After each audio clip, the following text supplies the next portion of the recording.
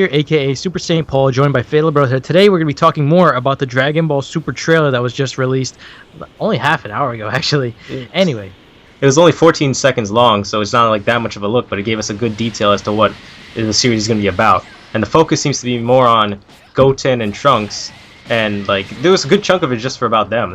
Actually, it was Goten and Trunks, Goku, and Vegeta. Gohan, however, has become like a housewife. Oh, that's so fucked up. Even Piccolo was in there. He's probably looking down at him. He's like, "Dude, what happened to you? You could not dodge the Punani." But anyway, what?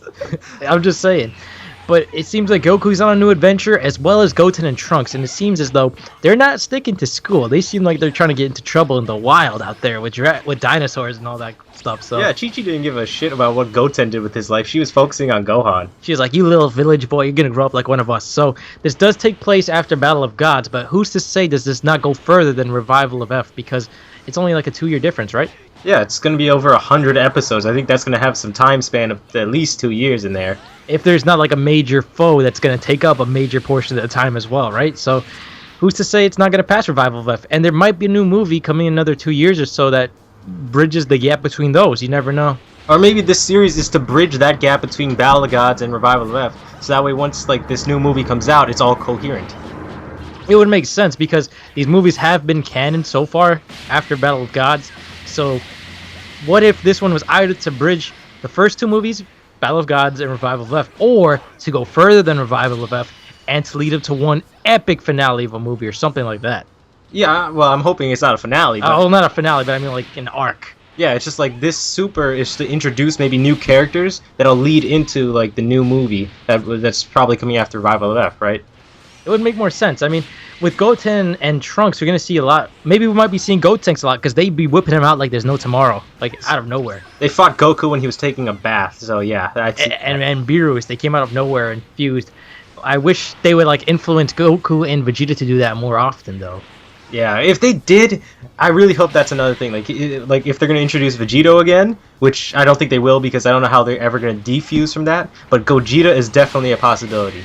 And not only that, remember, towards the end of Dragon Ball Z, one of the things that I always wanted to see was adult Goten and Trunks fuse. Yes, that is something I'm hoping that Dragon Ball Super is leading up to. Maybe it's building a better bond between Goten and Trunks, and maybe they'll show them when they're older, they still do the fusion. Because Trunks still had a bit of a warrior in him, except for the fact that he became a businessman, and Goten became the guy that bagged all the chicks. Well, it was very different, because I'm looking at it from the GT perspective, but remember, towards the end of Dragon Ball Z, were they entirely like that? Because Goten is being raised differently than Gohan, and Trunks is being raised to be like the next Dr. Brief that has to like take care of the company and stuff. Do you think Time Patroller Trunks will ever make an appearance? I hope he does. I hope he kicks some sense into his younger version, tell him, you have to be serious. There's a whole shit ton of threats out there that you have to be prepared for to get ready to fight, not take care of a stupid company. It would be amazing to just see him look at his like past life or this different parallel universe. Like, wow, this is what life would have been if I was peaceful and everything. Like if the world was peaceful around me. Yeah. And you're a little spoiled bitch. It's a great like little perspective on Trunks' like his whole character, like him seeing his younger self and the younger self seeing his older self, and maybe they share like their like knowledge on for like to each of them like to become a better person. And also the fact that Kid Trunks could possibly whip future Trunks' ass.